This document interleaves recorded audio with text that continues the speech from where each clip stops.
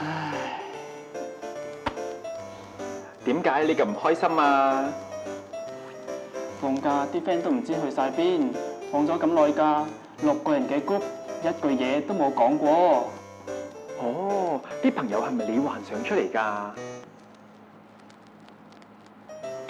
我知啦，或者佢哋開咗個新嘅 group 啫。啊，我哋可以用排列組合去計算一下，佢哋開咗幾多個唔同嘅 group。排列組合？冇錯，根據冇朋友揾你嘅情況，佢哋咧就得返5個人，而一個群要3個人先開到。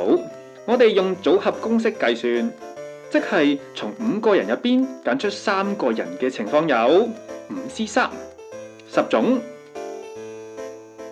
再由5個人入邊選出4個人嘅情況有5C4 5種，而冇咗你嘅5人群組就只有1個。將以上所有情況相加，就等於16個啦。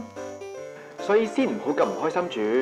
你睇下，除咗你哋本身個 group，佢哋仲可能開多咗16個 group 添。咁我知嚟有咩用喎？